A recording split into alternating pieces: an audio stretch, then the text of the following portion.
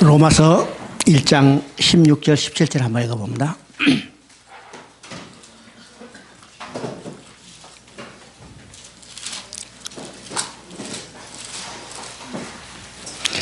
로마서 1장 16절 17절 내가 복음을 부끄러워하지 아니하노니 이 복음은 모든 믿는 자에게 구원을 주시는 하나님의 능력이 됨이라. 먼저는 유대인에게요 그리고 헬라인에게로다. 복음에는 하나님의 의가 나타나서 믿음으로 믿음에 이르게 하나니 기록된 바 오직 의인은 믿음으로 말미암아 살리라 함과 같으리라. 로마서는요 바로 이제 이 세 가지 주제를 이제 논리적으로 잘 해설해 가는 것이 로마서입니다. 그렇죠? 우리 로마서 하면요 성경에서 가장 중요한 책이다. 어떤 학자가 이야기했어요. 성경 66권 중에 65권이 다 없어지고 로마서만 있으면 우리 믿음과 구원에는 완전하다 이렇게 이야기해요. 물론 다 있어야죠. 그런데 로마서가 복음이 무엇인가를 가장 확실하고 정확하게 이제 논리적으로 설명해 놨습니다. 그런 로마서를 기록한 시대적 배경과 로마 교회의 상황에 맞춰서 지금 기록한 거죠. 로마 교회는 어떤 교회였을까요? 바울이 세우지도 않고 바울이 가본 적도 없고 바울이 제자가 세운 교회도 아니에요. 이건 우리 이제 로마서 강의가 아니니까 간단히 이야기하면 로마 교회는 자생적으로 생겨난 교회입니다. 일정한 지도자가 그를 양육한 게 아니고 그냥 감동받은 사람이 이제 사도행전 2장 10절에 나온 것처럼 성령이 강림한 것을 체험하고 베드로의 설교를 통해서 그들이 가슴이 뜨거워져서 이제 자기 돌아왔던 로마에 돌아가서 예배를 시작한 것이 로마 교회 시작이에요. 그러니까 다 그 비슷비슷한 사람들이죠. 똑같은 사람들. 그러니까 이 로마 교회는 일정한 양육자가 없이 30년 동안을 지탱해 왔습니다. 30년. 여러분, 일정한 지도자가 없이 30년 동안 지탱해 왔다는 것은 어떤 형편이겠어요? 교회가 제대로 양육되지 않은 겁니다. 그렇죠? 이제 중국 교회에서는 이런 교회들 너무나 많죠. 중국에는 대부분이 바로 이 자생교회들입니다. 자생교회들이요. 그러면 바울이 그 소식을 들었을 때 자기가 가장 로마 교회에서 하고 싶은 것이 뭘까? 복음을 바로 전하는 거예요. 그래서 지금 바울은 로마에 가고 싶었지만은 갈 수 없기 때문에 뭘로 썼냐면 편지로 써서 보낸 것이 바로 로마서입니다. 그래서 로마서는 복음에 대해서 가장 아주 확실하게 논리적으로 정리해서 보낸 책이 로마서인데 그중에 핵심은 지금 이 16절 17절 이 내용입니다. 이것은 이제 우리가 로마서의 세 개의 주제라고 할 수 있어요. 이 첫째 주제는 복음에는 모든 믿는 자에게 구원을 주시는 하나님의 능력 그렇습니다. 두 번째 주제는 복음에는 하나님의 의가 나타났으니 그렇죠? 세 번째는 오직 의인은 믿음으로 말미암아 살리라. 그렇죠? 이거 지금 창세기 3장까지 이야기한 내용을 그대로 다시 정리해 놓은 것이에요. 그렇죠? 그러면 복음은 구원 계획은 하나님의 전적인 주권적인 역사입니다. 인간이 하는 행위가 아니죠? 그럼 복음은 어떤 것인가? 복음은 그 말 그대로 인간이 들을 수 있는 가장 기쁜 소식인데 인간이 들을 수 있는 가장 기쁜 소식은 어떤 소식? 하나님 앞에 다시 돌아가겠다는 소식이요. 인간이 들을 수 있는 가장 기쁜 소식. 그런데 이것은 인간 스스로 돌아갈 수 없고 어떻게 해요? 하나님이 내가 돌아오게 하리라. 하나님 주권적으로 있으신 일이죠. 그렇기 때문에 하나님의 능력이에요. 인간의 능력이 아닙니다. 하나님의 능력. 그래서 하나님께 다시 돌아가는 기쁜 소식, 하나님께 돌아가게 되는 일은 인간의 행위가 아니고 인간의 어떤 자격이나 공로가 아니라 하나님이 주권적으로 이루시는 일, 하나님의 능력입니다. 두 번째, 복음에는 하나님의 의가 나타났다고 했어요. 여기서 나타났다고 이야기합니다. 하나님의 의가 나타났다고 했어요. 그러면 하나님의 의는 이미 계시되어 있던 사실이죠? 계시되었어요. 그 하나님의 의는 창세기 3장 15절에서 여자의 후손을 보내서 가죽옷을 지어 입혀서 돌아오게 하는 이 계시가 그대로 이제는 신약에서 성취된 겁니다. 그 성취된 건 누구예요? 예수님이 여자의 후손으로 오셔서 그가 가죽옷을 지어 입혀서 십자가에 죽으신 내용입니다. 그죠? 이게 하나님의 의요. 거의 구약에서는 그림자로 보여줬다가 신약에서는 거의 성취되기 때문에 하나님의 의가 나타났다고 이야기합니다. 나타났죠? 세 번째는 인간이 그에 대한 반응은 어떤 것인가? 하나님이 가죽옷을 지어 입힐 때 인간의 반응은 오직 감사함으로 받아 입는 일이라고 했어요. 그것이 바로 오직 믿음입니다. 그러니까 세 번째 주제도 오직 의인은 믿음으로 말미암아 살리라. 이것이 로마서 세 개의 주제를 논리로 설명해 가는 겁니다. 자, 우리가 지금 이것에 대해서 로마서 아주 복잡하게 설명하고 어렵게 이야기하죠. 그런데 우리가 창세기 3장까지 우리의 내용을 알 때 이 내용은 아주 간단한 내용입니다. 간단한 내용이죠. 그래서 성경 전체 창세기부터 계시록까지 이게 전체적인 통시적으로 볼 수 있는 눈이 있어야 합니다. 그죠? 자, 다시 이제 창세기 쪽으로 돌아갑니다. 지금 마태복음 공부해요. 분명히 이야기지만은 왜 그럴까? 이게 쓸데없는 거 이야기한다. 또 그러지만은 실제로 지금 이 내용을 지금 공부하는 내용을 우리가 정리가 되면 마태복음은 아주 쉬운 책이에요. 쉬운 책. 자, 창세기 4장을 다시 봅니다. 창세기 4장 3절 4절 읽어봅니다. 세월이 지난 후에 가인은 땅의 소산으로 제물을 삼아 여호와께 드렸고 아벨은 자기도 양의 첫 새끼와 그 기름으로 드렸더니 여호와께서 아벨과 그의 제물을 받으셨으나 이제 8절 읽어봅니다. 가인이 그의 아우 아벨을 말하고 그들이 들에 있을 때 가인이 그의 아우 아벨을 쳐 죽이니라. 지금 아벨과 가인이 하나님 앞에 제사를 드렸어요. 그런데 아벨과 그의 제물은 받으시고 가인과 그의 제물은 받지 않으셨어요. 여기서 아주 중요한 것이 나타납니다. 받으심과 받지 않으심. 그렇죠? 받으심은 어떤 의미입니까? 하나님께 다시 돌아가겠다는 거예요. 그렇죠? 받지 않으시면 하나님께 다시 돌아가지 못했다는 겁니다. 못했다는 거죠. 그러면 아벨은 어떻게 해서 하나님께 다시 돌아갔고 가인은 어떻게 해서 하나님께 다시 돌아가지 못했을까? 이것은 아벨이 드린 제물과 가인이 드린 제물의 차이입니다. 그러면 이 제물의 차이는 어떻게요? 아벨은 그의 양의 첫 새끼로 드렸어요. 가인은 땅의 소산으로 드렸어요. 그러면 아벨이 어떻게 양의 첫 새끼로 드렸을까? 이것은 창세기 3장 20절로 들어가 보면, 그죠? 이들이 이제 아담과 하와가 하나님 앞에 쫓겨날 때 아담이 자기 아내의 이름을 하라고 지었어요. 지금까지는요, 하는 여자라는 이름으로 불려졌어요. 그런데 지금 여기서 쫓겨나는 그 순간에 하라는 이름을 지금 아담이 지어줍니다. 그 하라는 이름은 어떤 의미예요? 모든 산자의 의미, 생명의 의미라는 겁니다. 지금 하나님 앞에 쫓겨나는 절망의 순간에 모든 산자의 의미라는 소망의 이름을 지어줬어요. 왜 이 절망의 순간에 소망의 이름을 지어줬을까요? 쫓겨나기 전에 아담과 하와는 하나님부터 새로운 약속을 들었습니다. 그 약속은 어떤 약속이요? 여자의 후손을 보내서 가죽옷을 지어 입혀서 너희들 때가 되면 돌아오게 하리라. 이것이 우리가 소위 말하는 게 원복음인데 이 원복음을 아담과 하와는 쫓겨나기 전에 하나님 그것 들었고 그들이 이해했고 이걸 믿었습니다. 믿었기 때문에 지금은 우리가 하나님 앞에 쫓겨나지만은 어느 때인가 하나님께서 여자의 후손을 보내서 가죽옷을 지어 입혀서 돌아오게 하시겠다 하는 약속이 우리에게 주었다. 그래서 당신은 여자의 후손을 태어나게 할 모든 생명의 어미라는 하라는 이름을 지어줬어요. 자, 이들이 쫓겨나서 이제 자식을 낳고 살 때 그들의 믿음이 자식들에게 전수되죠. 아벨은 그것을 가슴 깊이 새겼고 가인은 그를 경홀히 여겼어요. 그들이 장성에서 스스로 제사를 드릴 때 아벨은요, 그 믿음대로 뭘 드렸어요? 양의 첫 새끼. 이 양의 첫 새끼는 가죽옷에 대한 그림자를 그것을 믿고 드렸다는 거죠. 가인은 그걸 경홀히 여겼기 때문에 자기가 좋아하는 대로, 그렇죠? 자기의 생각대로 땅의 소산을 드렸어요. 여러분 보세요. 가인도 하나님 앞에 제물을 드릴 때 자기 생각대로 제일 좋은 거 골라서 드렸을 거예요. 근데 그는 믿음이 빠진 거예요. 믿음이 빠진 거. 그래서 아벨은 하나님이 그를 받아주신 거예요. 가인은 그것을 받지 않으신 거예요. 이 받아진과 받지 않음을 통해서 어떻게 해요?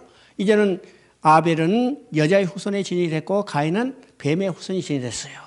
자, 4장 8절에 이제 가인이 아벨을 쳐 죽였어요. 이 쳐 죽인 것은 단순한 살인 사건이 아니라는 사실을 우리가 알아야 합니다. 성경은 신문 기사가 아니에요. 그렇죠? 신문 기사라면요, 이건 어떤 우연한 살인 사건으로 볼 수 있지만은 성경은 하나님의 구속의 역사를 기록했기 때문에 지금 가인이 아벨을 쳐 죽인 사건도 우리는 국사의 관점에서 볼 수 있어야 합니다. 그러면 이 국사의 관점에서 보기 위해서는 우리가 창세기 3장 15절로 다시 돌아가야 해요. 그러면 창세기 3장 15절에 어떻게 돼 있어요? 두 진영으로 나뉘고 두 진영 사이는 원수가 되고 싸움이 있고 이 싸움의 결과는 여자의 후손이 뱀의 머리를 상하게 할 것이다. 그죠? 상하게 할 거다. 그러면 뱀의 후손은 여자의 후손이 태어나면 자기가 멸망받을 것을 이미 하나님부터 선포받았어요. 그럼 뱀의 후손이 멸망받지 않게 해서는 어떻게 해요? 여자의 후손이 태어나지 못하도록 대정하는 겁니다. 이게 성경의 역사예요. 이게 첫 번째 나타난 사건이 가인을 아벨을 쳐 죽이는 사건이죠. 뿐만 아니라 여자의 후손의 발꿈치를 상하게 대적하는 역사가 성경 계속해서 나타나는 사건인 것을 우리가 보게 되는 겁니다. 보게 되죠. 자, 이제 창세기 12장을 한번 봅니다. 12장 1절부터 3절까지 한번 봅니다. 여호와께서 아브라함에게 이르시되 너는 너희 고향 친척과 아버지 집을 떠나 내가 내게 보여줄 땅으로 가라. 내가 너로 큰 민족을 이루고 내게 복을 주어 내 이름을 창대하게 하리니 너는 복이 될지라. 너를 축복하는 자에게는 내가 복을 내리고 너를 저주하는 자에게는 내가 저주하리니 땅의 모든 족속이 너로 말미암아 복을 얻을 것이라 하신지라. 자, 이제 아브라함이 주신 약속이죠. 하나님은 이제 인류의 역사를 바벨탑으로 해서 흩어버리시고 이제는 하나님의 계획을 성취하기 위해서 아브라함을 불러서 아브라함을 통해서 하나님이 역사를 이루어 가시는 겁니다. 그래서 아브라함을 부르셔서 아브라함에게 첫 번째 약속을 주시는 내용입니다. 이 첫 번째 약속을 주시는 내용, 우리 이 약속의 내용을 정확히 알아야 해요. 우리가 이제 우리 신앙은 하나님의 약속을 믿는 거죠. 그렇죠? 약속을 믿는다 하지만 약속의 내용이 뭐냐 하면 제대로 설명하지 못해요. 설명해요. 왜요? 교회에서 성도들한테 그 내용을 가르치지 않았기 때문에요. 그러나 우리는요, 이 약속의 내용이 무엇인지를 정확히 알아야죠. 그러면 아브라함이 주신 약속의 내용을 우리가 세 가지로 이야기할 수 있습니다. 첫째는 자손에 대한 약속이요.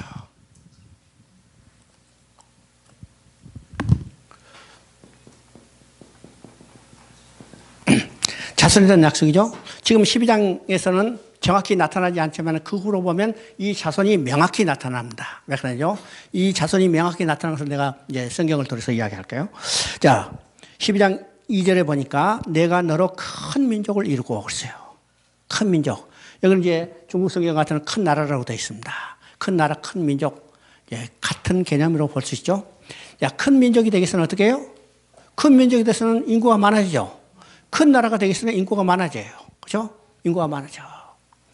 인구가 많기 위해서는 어떻게 될까? 자손이 번성해야 해요. 그렇죠? 자손이 번성해. 중국 사람은 오래전부터 자손이 번성했기 때문에 10억이나 되죠. 그런데 한국 사람은 번성하지 않았어. 지금 인구가 지금 마이너스, 이번 금년 1월부로 마이너스 됐어요. 통계가. 참 큰일 났죠? 큰일 났어. 자손이 번성해야 합니다. 그래서 이제 하나님이 아브라함에게 이 약속을 여러 번 해주시는데 이 여러 번 해주실 때 이 자손에 대해서 구체적으로 이야기합니다. 우리 13장에 보면요. 내 자손이 땅에 티끌같이 많아지리라. 15장에 보니까 내 자손이 하늘에 뭇별같이 많아지리라. 22장에 가면요. 내 자손이 하늘에 별같이 많아지리라. 바다에 모래같이 많아지리라 그랬어요. 여러분 땅에 티끌 셀 수 없죠? 하늘에 별 셀 수 없죠? 바다에 모래 셀 수 없어요. 이 셀 수 없을 만큼 자손이 번성해서 그를 통해서 하나님이 큰 나라를 이루시겠다는 겁니다. 그죠? 그래서 첫 번째 약속의 내용은 자손이요. 자손. 그러면 하늘의 별같이 말하는 그 자손은 궁극적으로 누구에 대한 이야기일까? 갈라디아서 3장 16절을 읽어봅니다.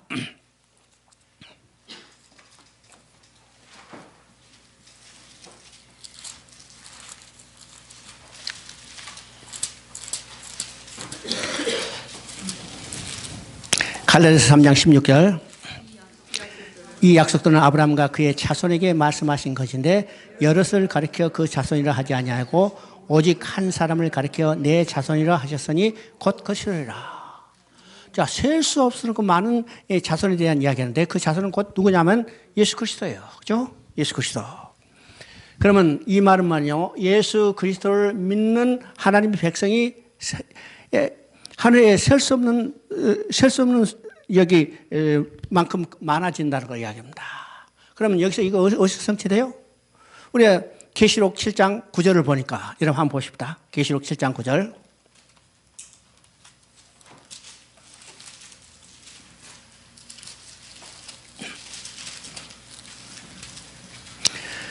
계시록 7장 9절.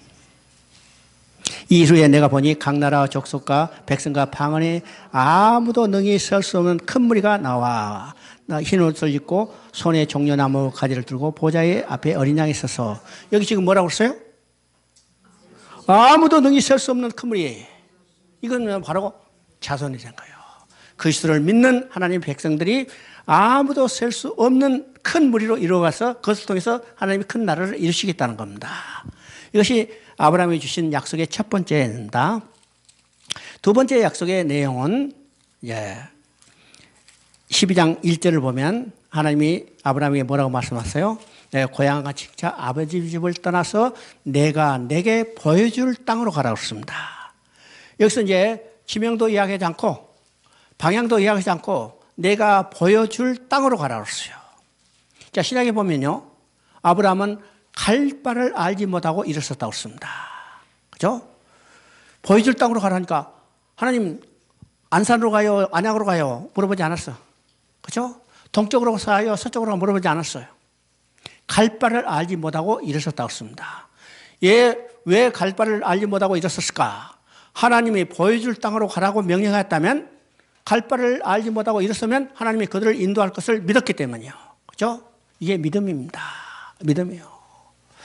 자, 하나님은 아브라함이 갈 바를 알지 못하고 일어서죠. 하나님이 보여줄 땅으로 가라는 인도할 것을 믿고 일어서서. 그래요.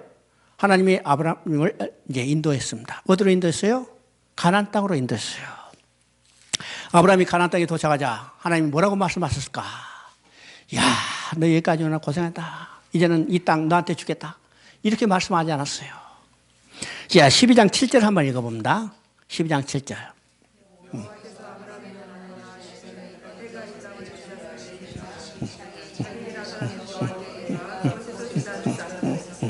자, 이 땅을 내 자손에게 주리라고 그랬어요. 야, 아브라함이 이 말 듣고 실망했겠죠. 그죠? 왜 나한테 안 줍니까? 예. 근데 하나님은 내 자손에게 주리라고 했어요. 자손이요. 그러면 이 자손에게 주리는 땅도 아브라함이 아들한테 준다는 말이 아니고 어떻게 해요? 15장을 보니까 내 후손이 이방이 객이 되어 그들에게 섬기고 괴롭힘을 당하다가 내가 400년 만에 이 땅으로 돌아오게 되라. 지금 주는 게 아니에요. 400년 후에 주는 거예요. 또 400년 후에 어떤 방법으로 그들이 이방에 객이 되어 괴롭힘을 당하다가 어떻게 해요? 하나님이 400년 후에 그들을 돌아오게 하겠다는 거예요. 그들이 돌아온 게 아니라 하나님이 돌아오게 하겠다는 거죠. 하나님의 주권적인 역사입니다.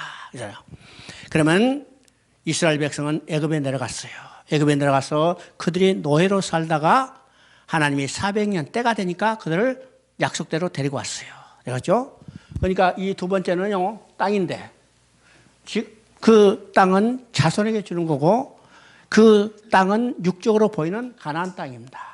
가나안 땅. 그러면 이 가나안 땅, 육적으로 보이는 가나안 땅은 무엇에 대한 예표일까? 하나님을 떠난 인간이 사단의 노예로부터 괴롭힘을 당하다가 하나님이 때가 되면 그에 돌아가게 될 본향 천국을 이야기하는 겁니다. 그렇죠? 세 번째는 복에 대한 거예요. 자, 12장 3절을 다시 한번 읽어봅니다. 12장 3절. 너를 축복하는 자에게는 내가 복을 내리고 너를 저주하는 자에게는 내가 저주하리니 땅의 모든 족속이 너로 말미암아 복을 얻을 것이라. 여기서 중요한 개념이 있습니다. 땅의 모든 족속이 너로 말미암아 복을 것이다. 이건 아브라함의 후손만 복받는다는 이야기 하지 않았어요. 땅의 모든 족속입니다. 땅의 모든 족속. 자, 이것이 지금 마태복음에 나타나는 이야기죠.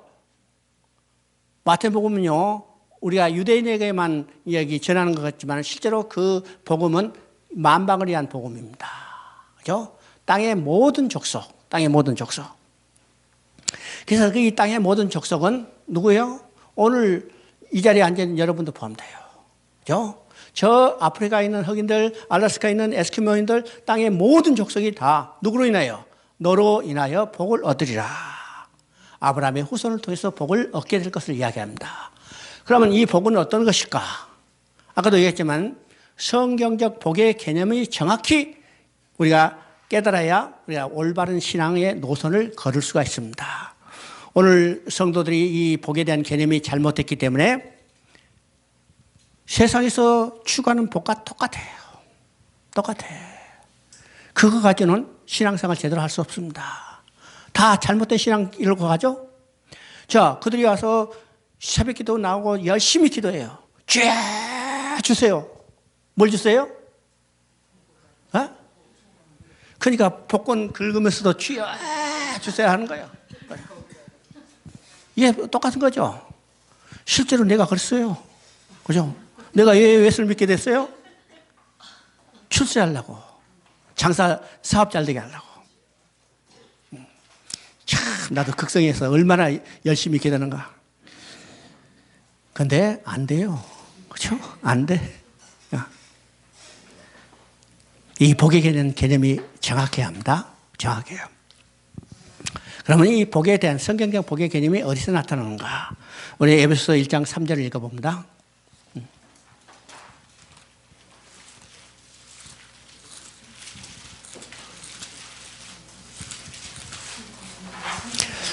에베소서 1장 3절.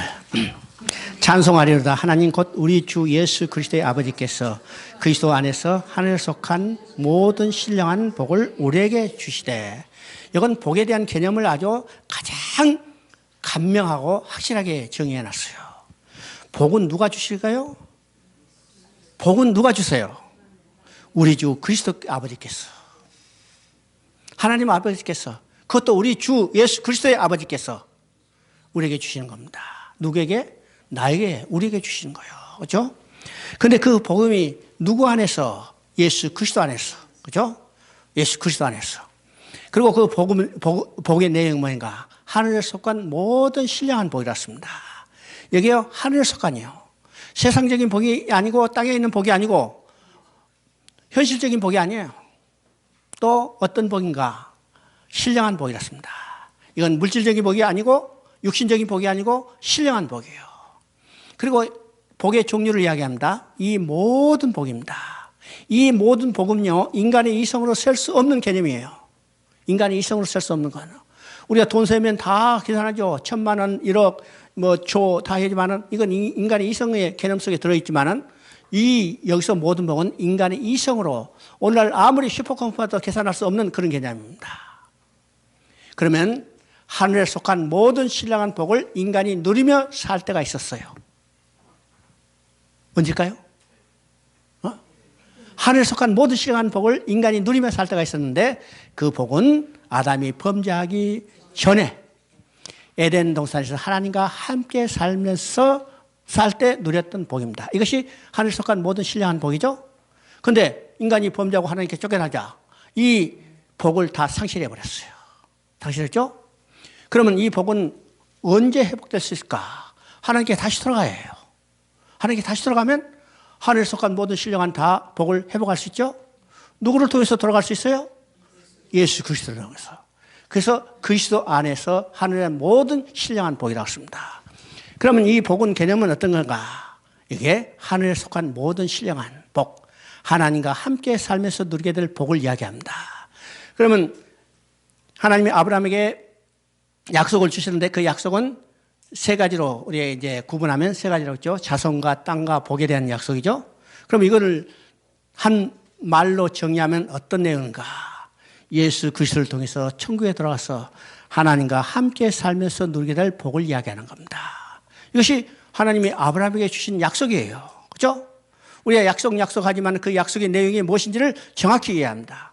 예수 그리스도를 통해서 천국에 들어와서 하나님과 함께 살면서 누리게 될 복을 이야기하는 겁니다. 이것이 하나님이 아브라함에게 주신 약속이고 이것이 다른 말로는 복음이에요. 복음이죠?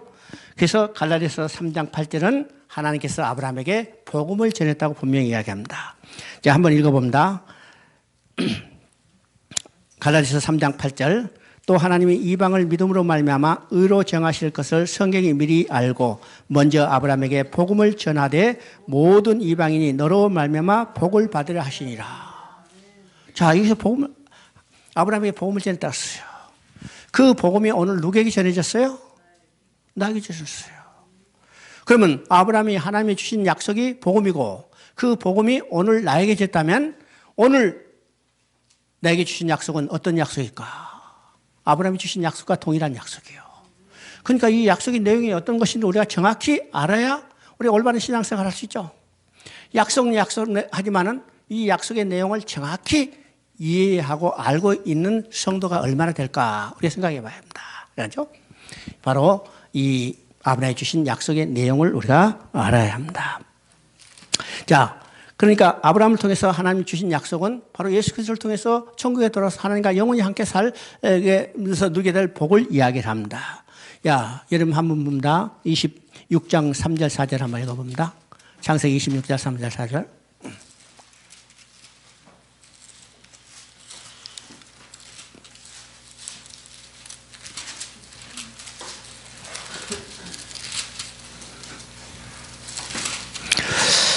이 땅에 거류하면 내가 너와 함께 있어 내게 복을 주고 내가 이 모든 땅을 내 자손에게 주리라. 내가 내 아버지 아브라함에게 맹세한 것을 이루어 내 자손을 하늘의 별과 같게 번성하게 하며 이 모든 땅을 내 자손에게 주리니 내 자손으로 말미암아 천하 만민이 복을 받으리라. 지금 아브라함이 주신 약속을 그 아들 이삭에게 계승한 내용이죠. 이 계승한 내용인데 지금 여기 보니까 자손과 땅과 복에 대한 내용이 그대로 있습니다. 여러분요, 지금 이것이 이제 야곱에게도 계승되고 그 후에도 그 후손들에게 계승되는데 이 자손과 땅과 복을 우리 신학적인 용어로 여러분이 바꿔서 읽어야 해요. 그렇죠? 그대로 읽으면 뭐 자손 얘기하지만은 신학적인 용어로 오늘 우리 신학에 살고 있는 사람들이기 때문에 신학적인 용어로 바꿔서 읽어야만 우리가 성경을 정확히 이해할 수 있습니다. 그러면 지금 이삭에게 주신 약속 자손과 땅과 복인데 이것은 어떤 거요? 그리스도를 통해서 천국에 들어와서 하나님과 함께 살면서 누리게 될 복을 이야기하는 겁니다. 그 복이 그 약속이 오늘 나에게 주셨다는 거예요. 그렇죠? 야.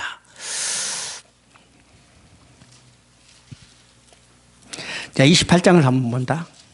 28장에다 32장을 한번 읽어봅니다. 32장 28절.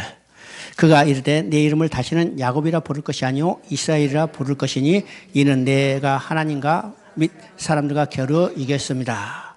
지금 이 내용은 어떤 것이냐면 지금 야곱이 형이 죽이겠다니까 도망갔어요. 어디로 가니? 하란으로 도망갔죠. 하란으로 간 지 20년이 지난 세월이 지난 후에 하나님이 야곱에게 나타났어. 이제는 내 출생지 고향 땅으로 돌아가라. 그러면 야곱의 출생지는 어디요? 가나안 땅입니다. 가나안 땅으로 돌아가는 거예요. 가나안 땅으로 돌아가는 그 과정에서 나타난 한 사건입니다. 이것이 이제 야복강의 기도라고 이야기하지만은 우리가 성경을 볼 때 야복강의 기도는 아닙니다. 여러분 잘 알아야 합니다. 여 32장의 내용에서 야곱이 기도했던 내용이 없어요. 그러면 이 내용은 어떤 내용일까? 지금 여기서 가장 중요한 핵심이 야곱을 이스라엘로 바꿔주신 겁니다. 이게 바꿔주죠? 지금 하나님 뭐라고 써요? 내가 너로 큰 민족을 이루리라. 큰 나라를 이루었어요. 큰 나라를 이루어가는 과정에서 하나님은 이제 야곱을 이스라엘 국가, 이스라엘 민족의 조상으로 만들어 주시는 겁니다. 이것이 야복강의 사건이에요. 그렇죠? 이스라엘이 지금 야곱이 이스라엘 조상, 이스라엘 민족의 조상이 됐기 때문에 야곱의 12아들은 이스라엘 민족, 이스라엘 국가의 12지파가 되는 겁니다. 지파가 되는 거죠. 자, 46장을 봅니다. 46장 3절 4절 읽어봅니다. 하나님이 이르시되 나는 내 하나님이라 내 아버지의 하나님이 이 애굽으로 내려가기를 두려워하지 말라. 내가 거기서 너로 큰 민족을 이루게 하리라. 내가 너와 함께 애굽으로 내려가겠고 반드시 너를 인도하여 다시 올라올 것이며 요셉이 그의 손으로 내 눈을 감기리라 하시느니라. 자, 이 내용도 아주 중요한 의미가 있습니다. 지금 핵심만 지금 이야기하는데 지금 이스라엘로 바꿔주셨죠? 야곱이 이스라엘로 바꿔주셨어요. 그런데 야곱의 가족은 지금 몇 명인가? 겨우 70명이요. 70명 가지고는 70명 가지고는 국가가 될 수 없죠.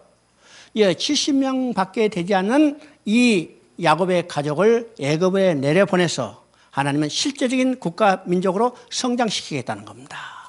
자, 이 계획은 언제부터 계획을 가지고 있었어요?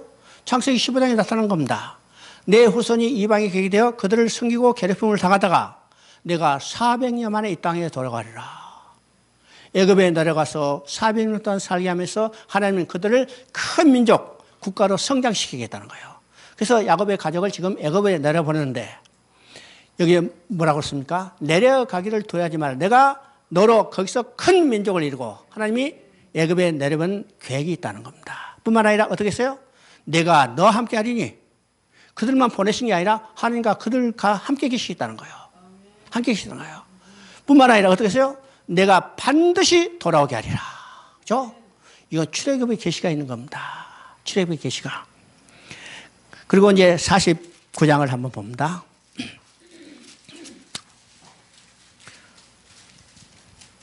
49장 8절부터 10절까지 읽어봅니다. 유다야 너는 내 형제의 찬송이 될지라. 내 손이 내 원수의 목을 잡을 것이요 내 아버지 아들이 내 앞을 절하리라.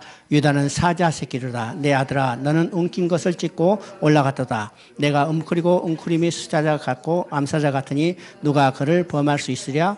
규가 유다를 떠지 아니하며 통치자의 지팡이가 그 발사에 떠나지 아니하기를 실로가 오시기까지 이르리니 그에게는 모든 복종이 복종하리라. 지금 이제 애굽에 내려간 야곱도 나이 많아 늙어 죽게 되죠. 늙어 죽게 될 때 자기 아들들을 모아놓고 마지막 유언을 하는 내용이 49장의 내용입니다. 그러면 이 유언의 내용은요, 일반 사람들이 유언하는 내용과는 전혀 다르죠. 일반 사람들이 유언하는 내용은 상속에 대한 것이죠. 재산 상속에 대한 것이 대부분이지만은 지금 야곱은 어차피 그 땅에 나그네요. 그죠? 나눠줄 땅도 없어. 그렇기 때문에 야곱의 유언은 이 아들들이 미래에 닥칠 운명에 대해서 그대로 예언하는 겁니다. 예언하는 거죠. 그 중에 핵심이 유다에 있어요. 유다는. 그러면 유다는 이제 세 가지 것을 지금 이야기합니다. 첫째는 어떤 것이요?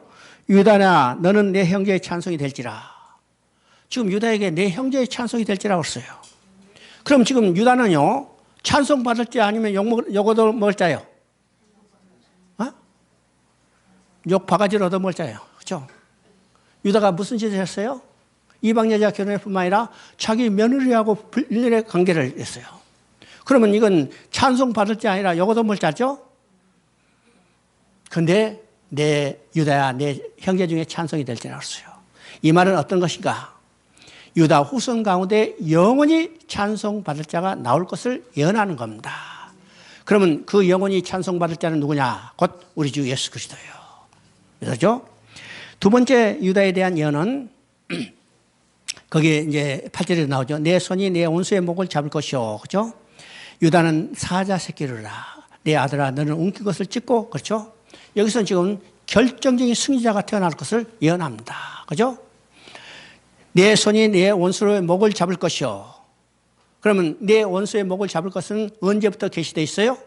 창세기 3장 15절에 여자의 후손이 뱀의 머리를 상하게 할 것이다. 그죠? 그 다음에 유다는 사자 새끼로다. 이 사자 새끼, 사자는 백수의 왕입니다. 승리자를 이야기해요. 그래서 계시록 5장 5절을 읽어보면 한번 봅니다.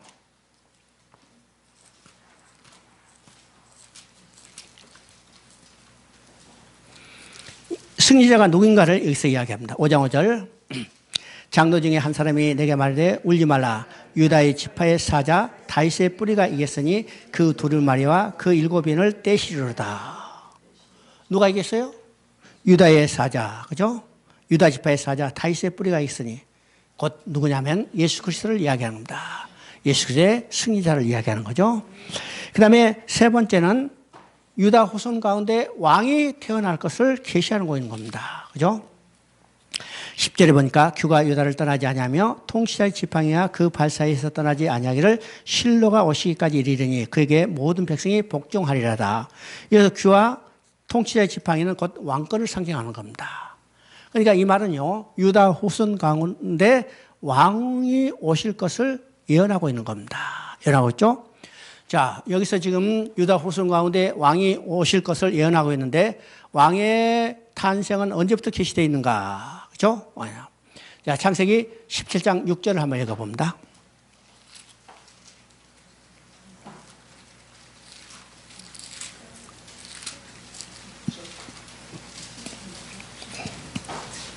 17장 6절 내가 너로 심히 번성하게 하리니 내가 내게서 민족들이 나게 하며 왕들이 내게로부터 나오리라. 지금 아브라함에게 이미 그 후손 가운데 왕들이 나올 것을 예언했어요. 그 다음에 35장 11절 읽어봅니다.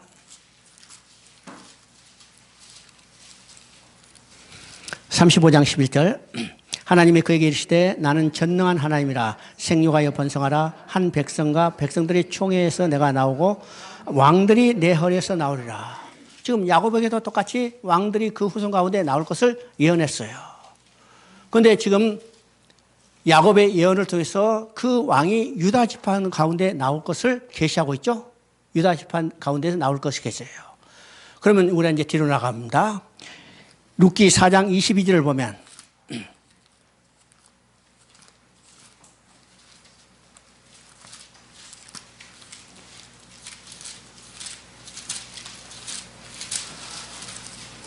사장 22절을 보면 오벳은 이스를 낳고 이스는 다윗을 낳았더라.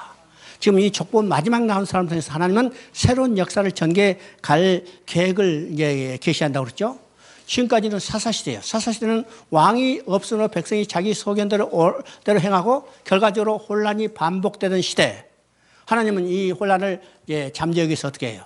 한 왕을 세워서 그를 통해서 통치하는 왕정시대로 전환해 갈 거예요. 전환을 갈 때 지금 이 족보 마지막에 누가 나왔냐면 다윗이 등장하는 것을 통해서 하나님은 다윗을 왕으로 준비하는 것을 보게 됩니다. 보게 되죠. 이미 이제 룻기에 보면요, 이것이 이미 유다 후손 가운데 다윗이 태어났기 때문에 창세기 49장을 통해서 유다 후손 가운데 왕이 태어날 것을 예언했어요. 그 왕이 곧 다윗인 것을 보게 되죠.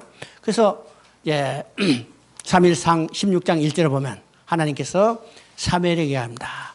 이세 집에 가라. 내가 그 아들 중에 한 왕을 준비했으니. 그 왕이 누구냐면 다윗이에요. 다윗이죠. 그러면 이게 이제 마태복음과 연결되는 거죠. 그렇죠? 마태복음과 연결해요. 지금까지 우리 이제 구약을 공부했는데, 그렇죠? 구약을 공부했는데 이것이 마태복음과 연결되는 겁니다. 연결되는 거죠. 여러분 지금 간단한 지금 1시간 반 정도 이제 구약을 다시 공부했지만은 이것이 마태복음을 이해하는데 중요한 관점이에요. 관점입니다. 내가 글쎄 창세기 공부하면서 지금 마태복음 공부하면서 계속 강조했어요. 예, 왜 그럴까? 우리가 성경을 부분적으로 보면 그게 집중해서 큰 틀을 보지 못하게 됩니다. 어떠죠? 여러분이 성경을 가르치거나 또 성경을 할 때 창세부터 계시까지 연결되는 이 큰 틀을 봐야 이 부분적인 것을 더 정확하게 이해할 수 있습니다. 이해할 수 있죠? 자, 그러면 이제 마태복음 들어가요. 근데 마태복음 금방 들어가는 게 아니라 여기서도 또 이제 서론이 필요해요.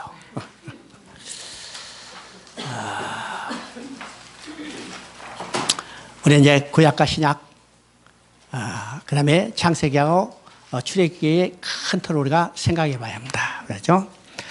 자, 창세기 마지막을 한번 봅니다. 창세기 마지막 50장 26절을 한번 봅니다. 요셉이 110세의 죽음에 그들이 그의 몸에 향재료를 넣고 애굽에서 입간하였더라. 자, 이건 그냥 자연적으로 죽었다 이런 의미보다도 이거 중요한 계시가 있어요. 창세기는요, 창조로 시작돼서 창세기 마지막은 뭘로 끝났으냐? 그죠? 창세기 마지막은 뭘로 끝났어요? 죽음으로 끝났어요. 죽음으로 끝났어. 이것이 구약의 전체 틀인 것을 우리가 보게 됩니다. 구약의 전체 틀은 창세기의 창조로 시작되지만 말라기 4장 6절을 보면 저주로 끝나요. 저주는 곧 사망이요 멸망입니다. 이것이 구약의 역사예요. 인간의 행위, 인간의 능력으로는요, 하나님 앞에 도저히 나갈 수 없어. 죽을 수밖에 없는 존재예요. 이 절망이죠. 그런데 하나님은 어떻게 해요? 인간의 절망 가운데 하나님은 소망을 주는 것으로 시작되는 겁니다.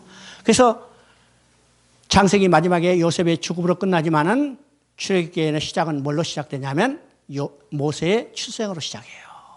모세의 출생으로 시작합니다. 자, 출애굽기 2장 2절 한번 읽어봅니다. 출애굽기 2장 2절.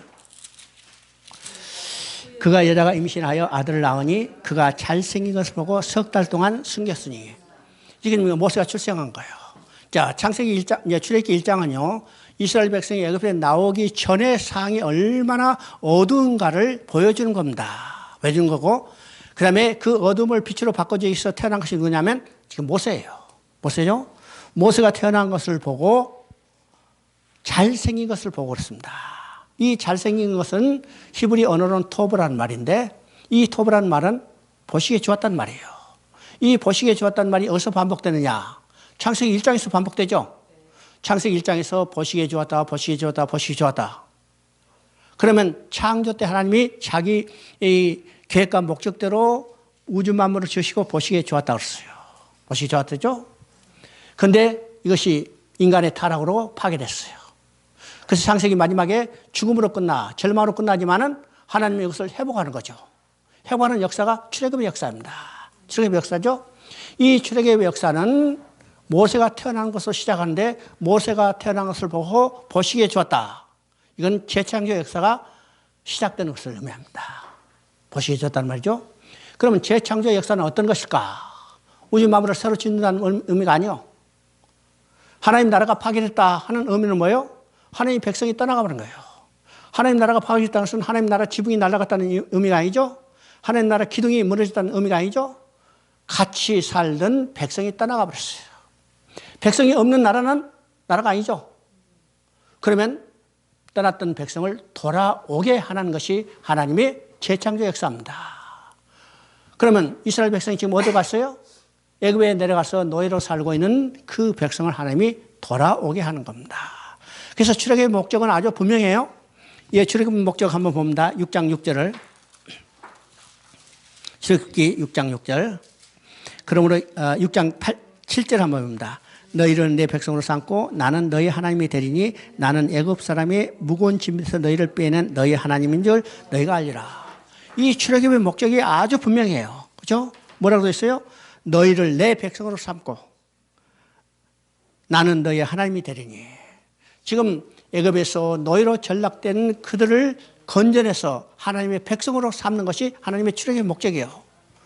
이 출애굽의 목적은 곧 영적인 출애굽과 똑같은 거죠. 사단에 노예된 인간들을 건져내서 하나님의 백성으로 만드는 것입니다. 그렇죠?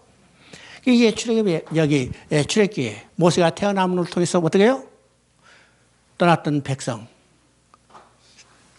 사단의 노예로 전락된 그 백성을 돌아오게 해서 하나님 백성으로 만들어서 하나님과 함께 사는 것을 완성해 가는 겁니다. 그죠? 그래서 이제 출애굽기 1장 1절부터 18절까지는 사단의 노예된 이스라엘 백성들, 애굽에서 바로의 노예된 이스라엘 백성을 건져내서 구해내는 거예요. 이게 구속의 역사입니다. 그래서 이제 그들이 시내산에 도착하자 하나님은 그들과 시내산 언약을 맺어요. 그 시내산 언약은 어떤 것이 한마디로 하나님은 이스라엘 백성이 하나님이 되고 이스라엘 백성은 하나님의 백성이 되는 시내산 언약을 맺는 겁니다. 자, 이스라엘 백성이 하나님의 백성이 되기 때문에 하나님의 백성으로 지켜야 할 율법을 주시는 겁니다. 율법을 주시는 거죠. 그러면 하나님 백성이 됐으면 하나님과 그 백성이 함께 사는 처소가 필요해요. 그래서 뭘 지으라고 했어요? 성막을 지으라고 했어요. 성막의 의미는 눈에 보이는 가시적인 건물이 아니라 성막의 근본적인 의미는 하나님과 그 백성이 함께 사는 처소. 여러분, 남편과 아내가 결혼했으면 살 집이 있어야죠. 간단한 이야기입니다. 요새는 집부터 사놓고 결혼하지만 결혼하면 살 집이 있어야 해요.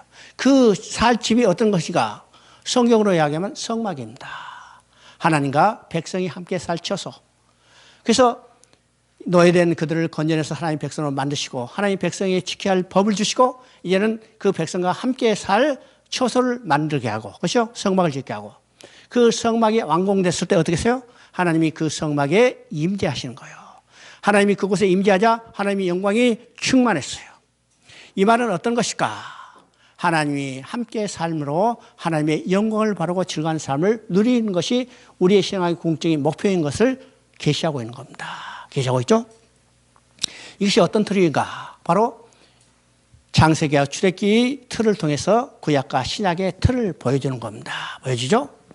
그러면 창세기는 이제 창조로 시작해서 창세기 마지막에는 죽음으로 끝났어요. 출애굽기에 모세의 출생을 통해서 잘생긴 것을 보고 재창조의 역사가 시작됐죠. 이것이 이제 구약의, 그리고 창세기, 출애굽기 마지막에 하나님이 성막이 왕되고 거기 하나님이 임재하고 하나님의 영광이 충만하는 것으로 창세기의 출애굽기의 틀이 됐다면 이 구조가 구약과 신약의 큰 틀이라는 사실을 우리가 보게 됩니다. 그래서 구약은 어떻게 끝난다고 했어요? 창조로 시작했지만 말라기 4장 6절에 저주로 끝나요. 저주는 사망, 절망이에요. 그런데 하나님은 이 절망으로 끝나지 않으시고 어떻게 해요? 그들을 구원해내신 겁니다. 구원해요. 그래서 신약에서는 누가 출생해요? 예수 그리스도가 출생하는 겁니다. 그래서 신약의 4개의 복음서는 예수의 출생으로 시작하죠. 예수의 출생으로. 예수의 출생은 예수님이 이 땅에 오신 목적은 뭐냐면 잃어버린 자기 백성을 찾아 이제는 하나님의 백성을 만드시는 겁니다. 하나님의 백성을 만드시고 그래서 하나님의 백성으로 만드시고 그 다음에 계시록에서 하나님과 백성이 함께 사는 것을 완성했다고 선언함과 동시에 성전이 완공되는 걸 보게 돼요. 성전이 완공되는 것은 어떤 거예요? 하나님과 그 백성이 함께 사는 것이 완성됐다는 걸 의미합니다. 여기서 중요한 것이죠. 이 성전은 눈에 보이지 않는다고 했어요. 자, 계시록 한번 봅니다.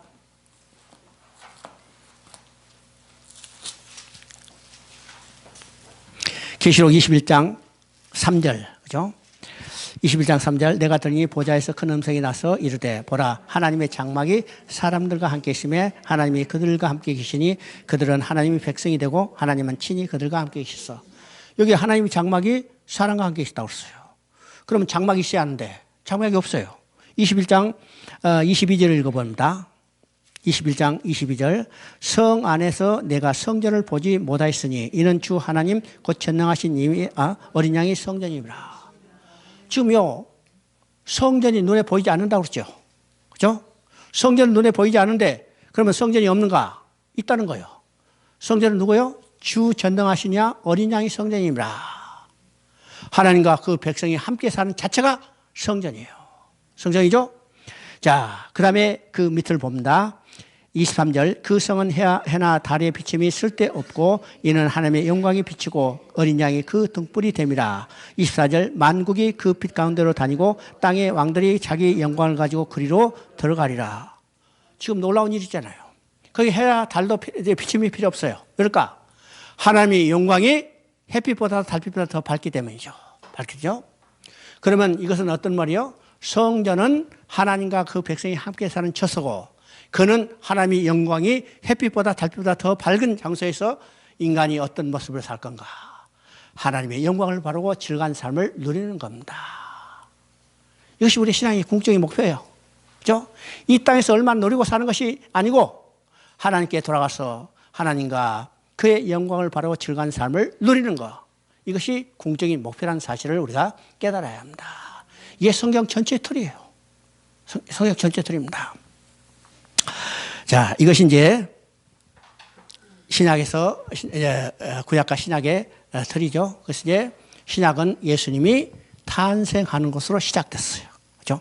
예수님이 탄생하는 것으로 시작돼요. 그러면 예수님이 탄생하는 것으로 시작된 성경은, 신약 성경은 전부 27권입니다. 27권이요. 자, 그러면 신약에 대해서 우리가 이제 조금 알아봅시다. 신약이 27권인데, 신약이 정경으로 결정된 것은 언제일까? 구약이 정경으로 결정된 것이 언제일까? 그렇죠? 우리 이제 잘 아는 것이 구약은 AD 90년에 얌야해에서 39권으로 정경으로 결정됐어요. 이건 이스라엘 예루살렘의 이제 멸망과 이스라엘 성전에 완전히 불타고 없어진 그것과 관련이 있죠. 기간에는요, 성경을 정경으로 결정하지 못했었는데, 이제 멸망하기 때문에 이스라엘 랍비들이 모여서 큰 회의를 했어요. 자, 이게 일어나가는 우리 성경이 다 없어지겠다. 그래서 구약 성경을 보존하기 위해서 이 랍비들이 모여서 얌야에서 39권을 성경을 구약의 정경으로 결정을 했습니다. 결정을 했죠. 그리고 이제 신약 성경 27권도 쓸 때마다 정경으로 결정된 게 아니라 이 외에도 많은 성경들이 있었어요. 그죠? 그런데 오랜 토의, 수많은 이 거듭되는 반복된 회의를 거쳐서 제3차 칼타고 회의에서 397년입니다. 이게 27권을 정경으로 결정했습니다. 정경으로 했죠. 이제 그 결정한 가운데 논란들이 많이 있었는데, 그죠? 네 복음사 바울서신 13권, 그 다음에 베드로전서, 요한일서, 사도행전, 계시록은 27권은요, 일찍이 정경으로 결정됐어요. 그 다음에 이제, 히브리서, 베드로서, 요한 2서, 3서, 야고보서, 유다서는 이 6권은 오랫동안 논의하다가 마지막으로 성경의 27권에 들어간 것이 히브리서입니다. 히브리서는 마지막에 397년 회의 때 히브리서를 성경으로 결정을 했어요. 성경으로 결정할 때 그게 기준이 있었는데 우리가 잘 아는 바와 같이 첫째는 사도성이에요. 사도성. 사도가 기록했거나 사도에 준한 사람이 기록해야 이게 정경으로 인정을 했어요. 그죠? 근데 히브리서는 누가 쓴지 모르기 때문에 오랫동안 논의하다가 뺄까 넣을까 뺄까 넣을까 이거 하다가 결국은 397년에 마지막으로 야, 이건 도저히 뺄 수 없다. 그래서 바울이 썼다는 것을 인정하고, 그죠? 바울이 썼다는 것을 인정하고 성경에 정경으로 집어넣습니다. 집어넣었죠? 그러니까 이 기준이요. 첫째는 사도성이에요. 사도가 기록했거나 사도에 준한 사람이 기록했거나. 두 번째는요. 책의 내용입니다. 야, 영적인 성격과 내용이 얼마나 정경으로 할 만한가. 세 번째는 보편성입니다. 모든 교회가 그것을 사용할 수 있는가. 그렇죠? 사용할 수 없는 것들 많이 있죠? 그 다음에 영감성.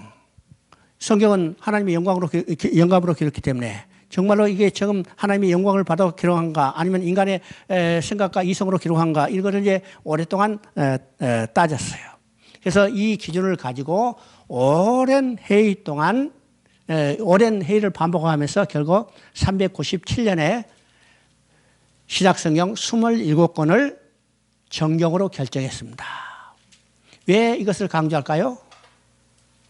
오늘날요, 이 66권 외에도 다른 성경이 필요하다고 주장하는 사람들이 있기 때문입니다. 있기 때문이요. 실제로 천주교에서는요, 이 66권 외에 애경을 쓰잖아요.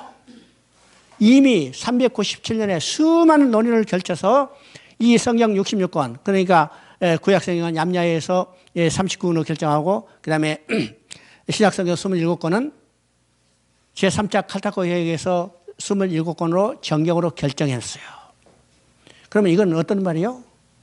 이 성경 66권은 우리 구원과 믿음에 완전하고 충분하다는 겁니다. 완전하고 충분해요. 더 이상 다른 성경이 필요 없다는 거예요. 그런데 지금 오늘 많은 사람들이 이 66권 외에 다른 성경을 쓰려고 그러잖아요.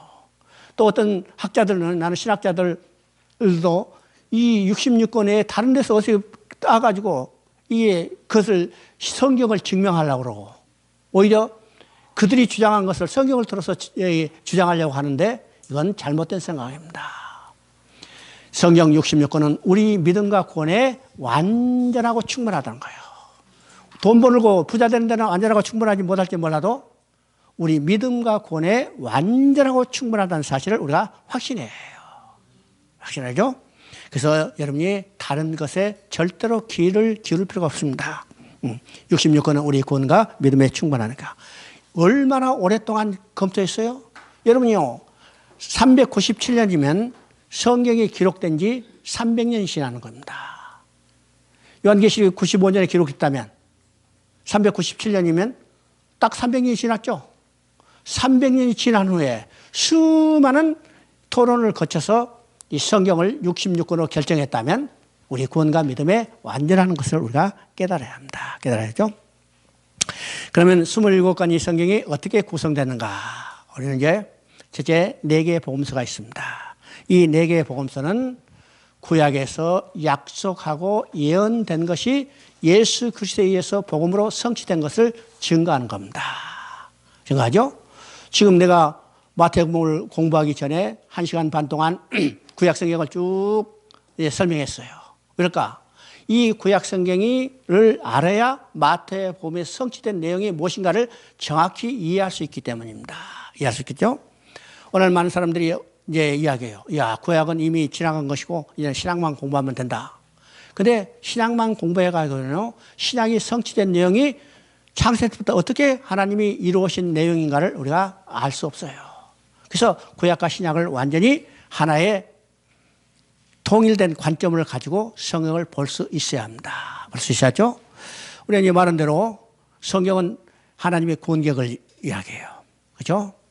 하나님을 떠난 인간을 예수 그리스도를 통해서 다시 돌아오게 하시는 하나님의 구원계획을 역사적인 사건을 통해서 기록해서 오늘 우리에게 보여줬기 때문이에요. 그죠? 그러면 그 하나님의 구원계획은 누구를 통해서 이루시는가? 예수 그리스도를 통해서 이루시죠.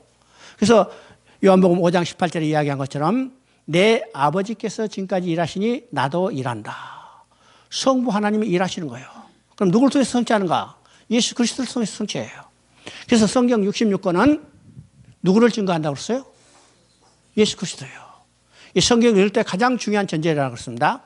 요한복음 5장 39절을 한번 읽어봅니다.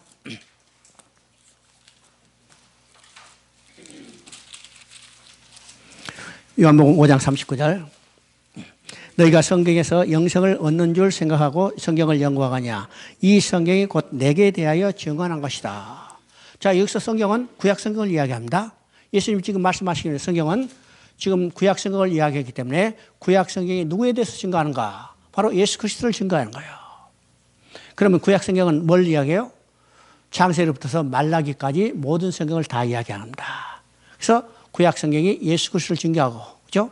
이것이 이제 히브리서 1장 1절 2절에 이야기한 대로 옛적에는 선지자를 통해서 여러 가지 모양과 여러 방법으로 우리 조상들에게 말씀하신 하나님이, 그렇죠? 여기서 이제 여러 가지 모양과 여러 가지 방법으로 언제? 구약시대. 구약 성경은 여러 가지 모양과 방법으로 누구를 증거해야 하냐면 예수 그리스도를 증거했어요. 그리고 신약에서는 이 모든 마지막 날은 그 아들로 우리에게 말씀하셨다고 했어요. 누구를 통해서? 예수 그리스도를 통해서. 그러니까 이게 신구약 전체가 누구를 통해 증거하냐면 예수 그리스도를 증거하는 겁니다. 예수 그리스도죠. 자, 누가복음 24장 44절 한번 읽어봅니다.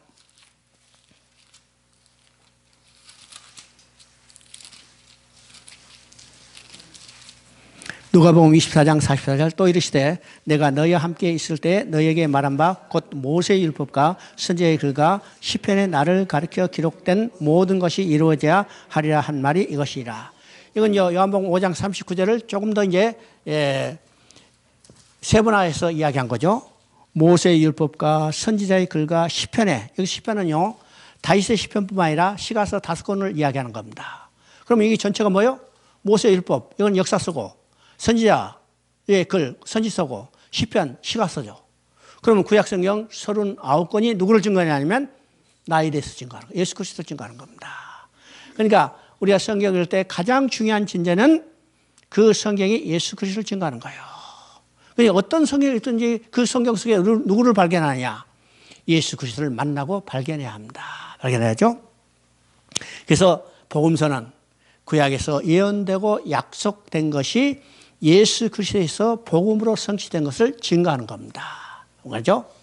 그러면 복음서는 4권인데 그러면 4개의 복음인가? 아니라는 거예요. 복음서는 4개지만은 복음은 하나입니다. 복음은 하나. 왜 4개의 복음일까? 4사람의 저자에서 보는 관점이 각도가 조금 다르죠. 이 탁자라는 사물이 하나가 있지만은 보는 각도에서 조금 다를 수 있어요. 4사람의 저자에서 보는 각도, 견해가 조금 다르고 또 4부류의 다른 수신자가 있어요. 4부류의 다른 수신자가 있기 때문에 이 사람들이 들을 수 있는 말로 써져야죠. 써야죠. 전체는 어떻게 해요? 마태복음은 유대인을 집중적으로, 그 다음에 마가복음은 소아시아에 있는 이방인들을 중심으로, 그 다음에 누가복음은 헬라와 그 다음에 로마인을 중심으로, 이건 완전한 이방인을 이야기합니다. 그 다음에 요한복음은요, 세계 전 인류를 위해서 기록됐어요. 그러니까 4사람의 다른 저자가 보는 각도와 그 다음에 4사람의 4종류의 다른 수신자를 쓰시는 말로 기록됐기 때문에 4개의 복음서지만은 복음은 하나라는 사실입니다. 말이죠. 자, 두 번째는 사도행전입니다. 사도행전. 사도행전은 예수 그리스도의 성취된 복음을 교회를 통해서 성령에 의해서 땅끝까지 전파되는 역사입니다. 여기서 중요한 것이죠. 교회를 통해서 성령에 의해서입니다. 예수 그리스도의 성취된 복음을 교회를 통해서 성령에 의해서 땅까지 전파되는 역사. 이게 두 개의 조합이 반드시 필요한 거예요. 교회를 통해서만 복음이 전해진 것도 아니고 교회를 통하지 않고 성령에 의해서만 복음이 전해진 거 아니에요. 반드시 교회를 통해서 성령에 의해서 복음이 전파되는 겁니다. 그렇죠? 여러분 지금 오늘 복음을 전파해요. 그렇죠? 여러분 입으로 전파된 게 아니라 어떻게 해요? 여러분의 입을 도구로 사용해서 실제로 누가 역사하냐면 성령이 역사하는 거예요. 성령이 역사해요. 여러분이 입으로 복음을 증거할 때 누가 동시에 역사해요? 성령이 역사해요.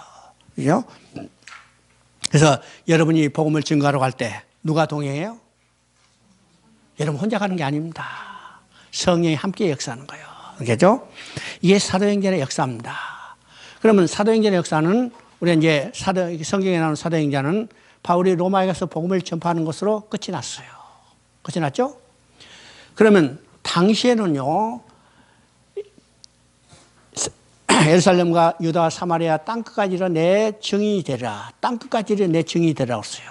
그럼 당시에 이게 지적인 생각은 어떠냐면 지구가 평평하다고 생각했죠. 지구가 평평하다고 생각했기 때문에 땅끝이 있는 것으로 생각했어요. 당시에 땅끝은 어디냐? 저 서바나까지 이야기합니다. 서쪽 끝이 서바나 땅끝이야. 그래서 바울은요, 서바나까지, 스페인까지 복음을 전파하기를 원했습니다. 실제로 이제 보면 바울이 이제 1차로 수감됐다가 풀려나가지고 스페인까지 가서 복음을 전하러 갔다가 2차 이제 소환에 다시 돌아와가지고 수감돼서 이제 순교했다고 이야기해요. 그러면 당시에는 땅이 평평하기 때문에 땅끝이 있었어요. 근데 지금은요, 지구가 둥글죠? 지구가 둥글어. 그럼 지구가 둥그면 땅끝이 있어요, 없어요? 어? 땅끝이 없으면 땅끝까지 복음 안 전해도 돼? 그러면 오늘 땅끝은 어딜까? 생각해야죠. 오늘 땅끝은. 사도행전이 기록된 땅끝이 서바나 거로 생각했는데, 오늘은 이제 지구가 둥글기 때문에 땅끝이, 오늘 땅끝은 어딘가? 오늘 땅끝은 바로 내 옆이요. 오늘 땅끝은 바로 내 옆이요. 내 옆에 있는 사람이 내 땅끝이요. 여러분 주위에 얼마나 많이 믿지 않는 사람들이 있어요? 그 사람이 내가 복음을 전하는 땅끝이요. 또 그 사람 옆에 또 땅끝이요. 그래서 오늘 사도행전의 역사는 지금도 지속되고 있다는 사실을 알아요. 누구를 통해서? 누구를 통해서? 여러분을 통해서 성령이 했어요. 성령이 했어. 그래서 오늘 우리가 복음을 전파하고 있는 겁니다. 그렇죠?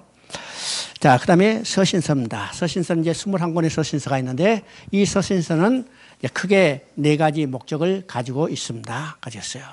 그러면 이 서신서는 예수 그리스도에서 성취된 복음을 각 성도에 적용해서 성도들의 신앙을 성장시키는 겁니다. 성장시키죠? 여러분, 성도들의 신앙이 성장하는 것이 어떤 방법일까? 오늘은요, 많은 사람들이 어떤 방법론적에 치우쳐 있죠? 기도 많이 하라. 예배 열심히 참석해라.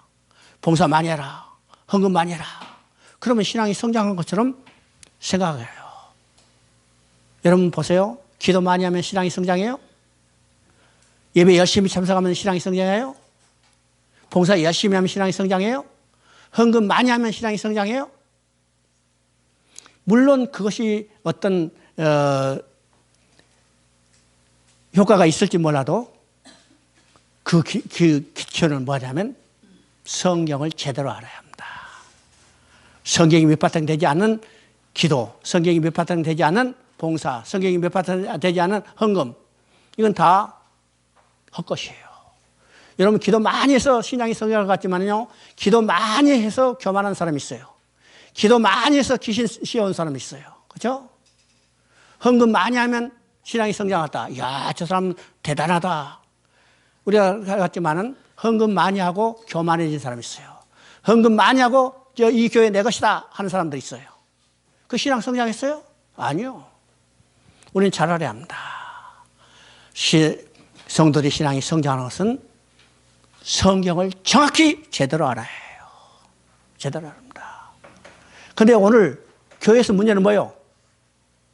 교회 문제는 뭡니까? 교회의 가장 큰 문제는 교회에서 성경을 가르치지 않고 있다는 겁니다. 여러분 교회에서 성경 얼마나 배웠어요? 여러분 지도자로서 성경 얼마나 가르쳤어요? 우리가 스스로 생각해 봐야 합니다. 스스로 해요. 오늘 한국교회뿐만 아니라 세계 전 모든 교회가 바로 이 문제에 봉착해 있는 겁니다. 성경을 제대로 가르치지 않아. 그래서요. 내가 인도네시아에서 지난번에 전화를 할 때 거기 이제 그 시골에 하는 목회자들이 있어요. 어떤 한 분이 와가지고 이런 거예요. 내가 30년 동안 교회의 목사로서 지금 지도자로서 살고 있는데 나 성경 공부 처음 해봤다는 거예요. 성경 공부 처음 했다나.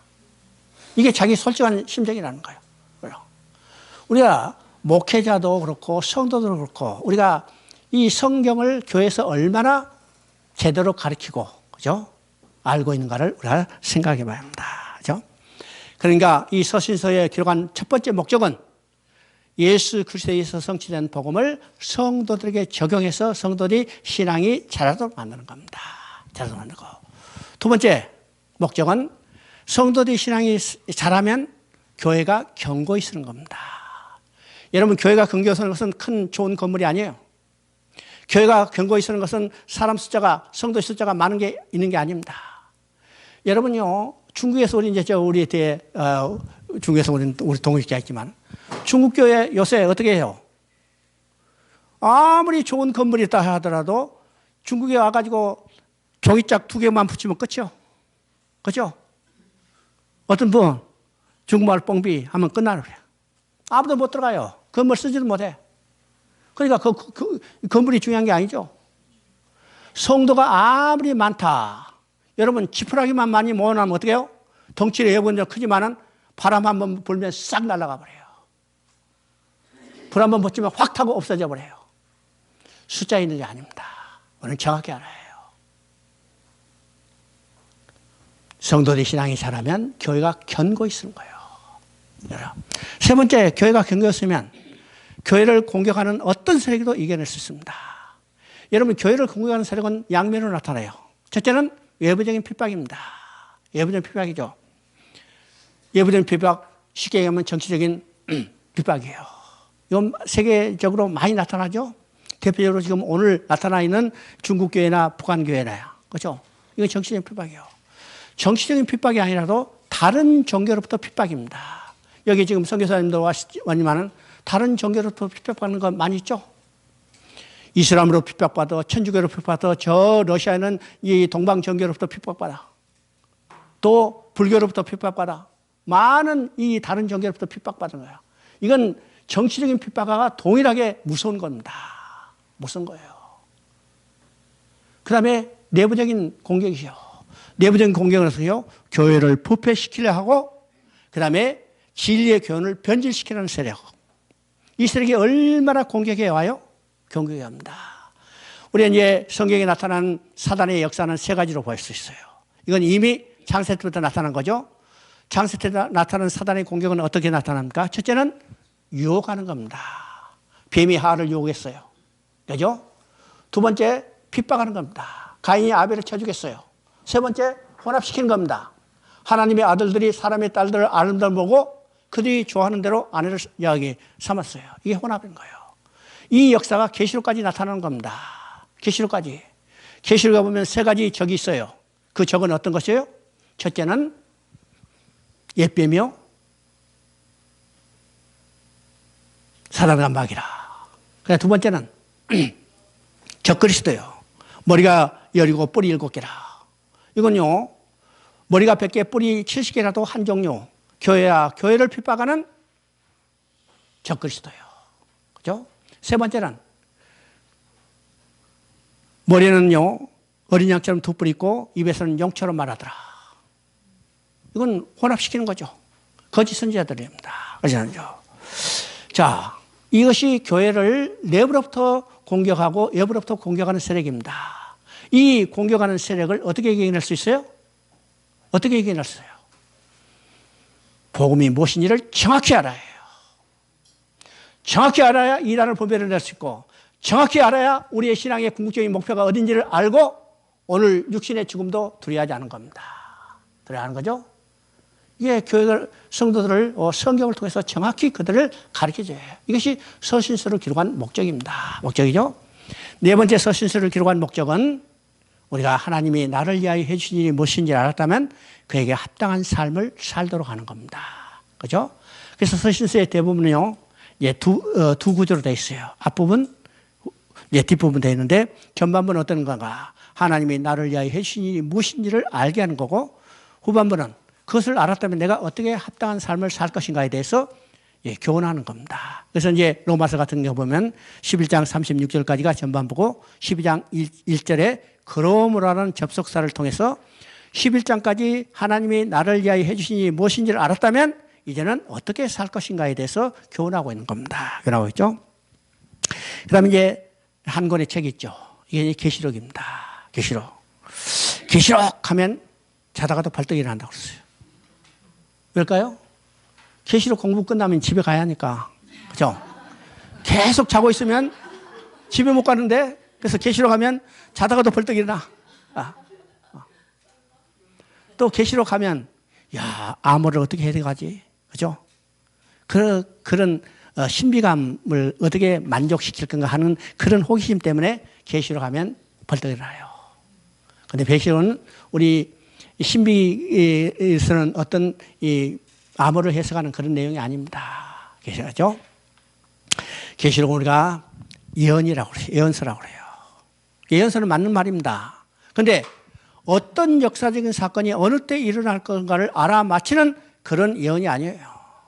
그런 예언이 아니고 계시록은 딱 하나의 예언이 있어요. 딱 하나의 예언. 어떤 예언이요? 하나님과 계획과 목적은 반드시 성취되고 우리 구원은 완성된다고 선언하는 예언입니다.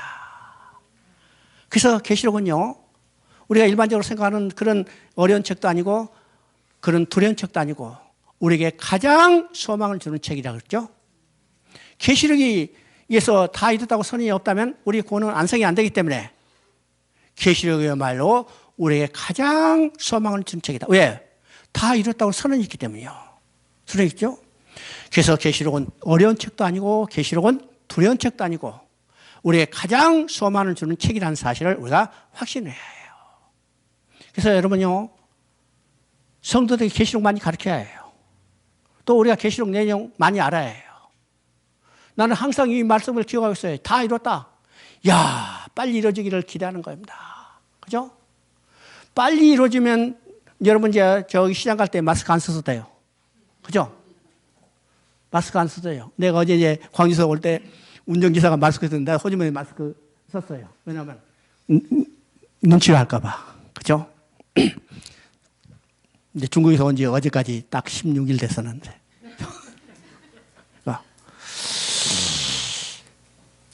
우리 기대가 뭘까요? 주여 어서 오시옵소서. 언제? 하나님의 계획과 목적이 완성됐을 때, 계시록에서 다 이루라고 선언이 됐을 때. 그래서 계시록은 우리에게 두려움을 주는 책이 아니고 어려운 책이 아니고 우리에게 가장 소망을 주는 책인 것을 우리가 알아야 합니다. 그렇죠? 이것이 이제 27권의 성경의, 신약 성경의 구성입니다. 구성이요. 그래서 신약 성경 전체를 통해서 우리가 알아야 할 것은 신약 성경은 어떤 것이요? 27권이 결정됐을 때 397년 제3차 카르타고 회의에서 27권을 결정된다는 것을 우리가 이게 왜 이것이 강조하냐면 성경 66권은 우리 구원과 믿음에 완전하고 충분하다는 사실을 우리가 알아야 합니다. 더 이 이외에 다른 성경이 필요 없다는 사실을 우리가 확실히 알아야 해요. 그렇죠? 자, 오전에 여기까지 알고 이제 밥 먹고 합시다. 하나님 참으로 감사합니다. 어리석고 미련한 것들을 불러주셔서 하나님의 말씀을 듣게 하시고 하나님의 사랑이 무엇인지를 깊이 깨달을 수 있도록 우리의 마음을 열어주셨습니다. 하나님 아버지, 우리가 듣는 말씀으로 끝나지 않게 하시고 이 말씀을 우리 심령 깊이 새기고 이 말씀대로 순종하며 살아갈 수 있도록 우리를 이끌어 주시옵소서. 특별히 우리를 복음을 전하는 자로 세우셨습니다. 가는 곳마다 진리의 말씀을 올바로 전하게 해서 그들이 올바른 신앙의 노선으로 하나님의 뜻에 따라 살아갈 수 있도록 우리가 잘 가르칠 수 있도록 우리를 축복하시고 지켜주시옵소서. 이 모든 말씀 우리 주 예수 그리스도 이름으로 기도드리옵나이다. 아멘. 수고하셨습니다.